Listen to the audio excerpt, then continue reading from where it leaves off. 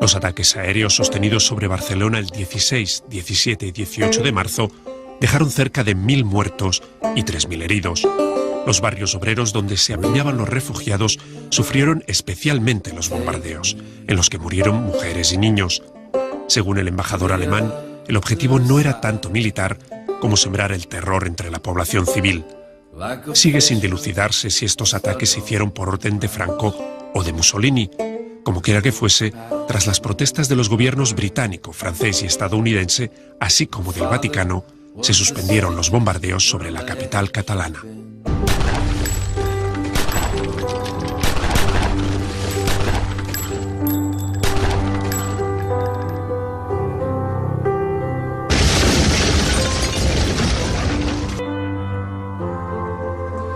Debo decirle, señor Preston, que el título de su nuevo libro impacta, lo del Holocausto español. Lo digo porque, en general, la gente cuando se refiere a la Guerra Civil Española no suele utilizar el término holocausto. En cambio, usted sí. ¿Por qué? Bueno, yo creo que la escala del sufrimiento, además del sufrimiento innecesario, me provoca... O sea, bueno, no podía pensar en otra palabra adecuada. Yo sé que hay problemas en el sentido de que hay gente que piensa que a partir del año 45 es una palabra que solamente se puede aplicar a lo que pasó a los judíos en la Segunda Guerra Mundial. Y yo creo que es una palabra adecuada. Evidentemente estoy consciente, o sea, no quiero herir las sensibilidades de los judíos. Numéricamente lo que pasó en España no tiene, o sea, bueno, es numéricamente mucho menor, pero tampoco tan menor. Claro. Y claro, es que yo creo que quizás a la poca gente que le ha chocado, es porque nadie que yo sepa realmente se ha centrado en todo ese acúmulo de muertes innecesarias, ¿no? Estamos frente al palacete del Jardín del Capricho, aquí en la Alameda de Osuna, un precioso jardín. Aquí el general Miaja, que fue el defensor de Madrid, pues tuvo su cuartel general durante un tiempo, hay incluso un búnker aquí cerca. Y en relación a ese tema yo quería preguntarle, porque hay algunas personas que han leído el libro, yo he oído algún comentario que suele decir que usted se recrea más en las atrocidades del bando franquista que no del bando republicano. Yo no sé qué piensa al respecto. No, yo creo que el tratamiento que doy es proporcional al número y intensidad de las atrocidades. Yo creo que primero, si decimos las atrocidades de los rebeldes militares, efectivamente eran atrocidades de ellos. Es decir, ellos tenían un plan previo, lo aprobaban, lo organizaron, evidentemente tenían sus aliados falangistas y carlistas, pero era una represión planeada. En la zona republicana no fue planeada y de hecho, o sea, la comparación de unas autoridades con otras es que las autoridades republicanas estaban intentando, al principio con éxito ninguno, pero intentando parar las atrocidades cometidas por criminales que habían salido de las cárceles, de anarquistas, de otros izquierdistas, y finalmente lo logran. O sea que eso es una gran diferencia. Luego hay la gran diferencia de número. Es decir, sabemos que los muertos a manos de incontrolados, de izquierdistas extremistas en la zona republicana, a pesar de las autoridades, son alrededor de 50.000. En cambio, sabemos que las atrocidades deliberadas y planeadas en la zona rebelde tienen que ser un mínimo de 150.000. O sea que ya hay mucha diferencia. Yo, sinceramente, creo que en el libro reflejo la realidad. Varios son los villanos que aparecen en su libro, auténticos villanos, seres absolutamente repugnantes, y aparecen en los dos bandos. Eso también hay que decirlo, pero ¿destacaría alguno usted por encima del resto? Es que había tantos, pero evidentemente en la zona rebelde el general Queipo de Llano realmente era un auténtico monstruo. Y en la zona republicana había, por ejemplo, hay un anarquista que se llama Fresquet, sí, que paseaba por los pueblos, sobre todo de la Terra Alta cerca de Gandesa y Falset y esos pueblos, que realmente era más que un asesino. Y un historiador como usted, pero ya hablo en general, ¿puede evitar tomar partido? No, evidentemente que no.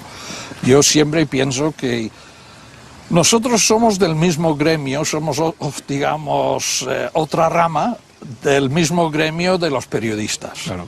Y es decir, o sea, el periodista hace lo más inmediato y nosotros lo podemos ver con más reflexión. Pero el caso es que para el periodista o para el historiador todo pasa por el filtro de su sistema ético. Es decir, hay quien piensa que Franco salvó España y a un precio razonable, es decir, matar a 500.000 de personas. A mí, o sea, por mi sistema ético, no me parece un precio razonable en absoluto. Matar una persona no me parece un precio razonable.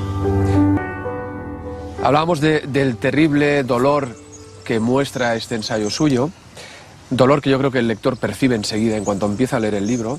No sé si usted como autor, no como historiador, como autor, se ha puesto algún límite a la hora de mostrar toda esa terrible circunstancia que provocó la guerra civil. Hay casos en que yo tenía más detalles de torturas y que no... El problema es que quedaban aquí dentro. Claro. Yo recuerdo que había días que venía de trabajar mi mujer y me encontraba llorando, ¿no? Y decía, ¿pero qué te pasa?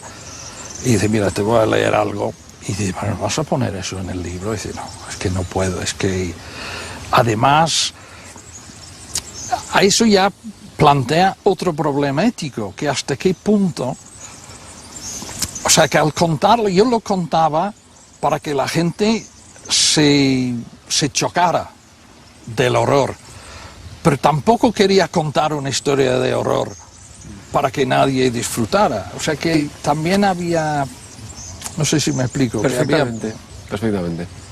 Un hispanista como usted de prestigio que habla también español y sigue viviendo en Londres, ¿verdad?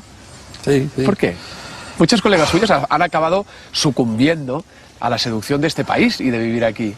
¿Usted no?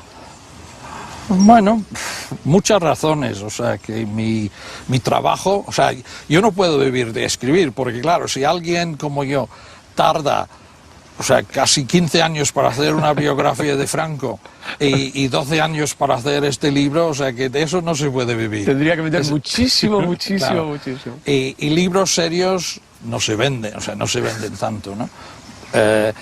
Con lo cual, yo siempre he necesitado lo que en inglés se llama a day job, es decir, un trabajo de cada día, que ha sido en la universidad en Inglaterra.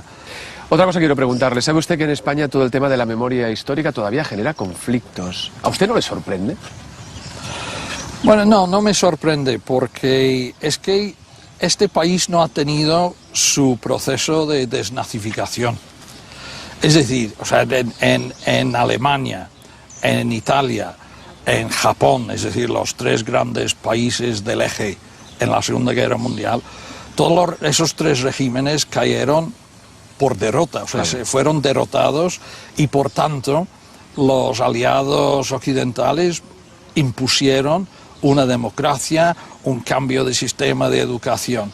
En cambio, aquí empieza una democracia en el 77 y no hay aquí ninguna legislación que haga ilegal negar el Holocausto. Pero claro, a lo largo, eso significa que hoy en día se puede negar lo que es el contenido de mi libro, ¿no? Y eso es muy problemático y significa que mucha gente, o sea, que cuando intentan recuperar la memoria de sus antepasados, se dice que están removiendo las cenizas. Y eso, en fin, eso lo explica, por supuesto que no lo justifica.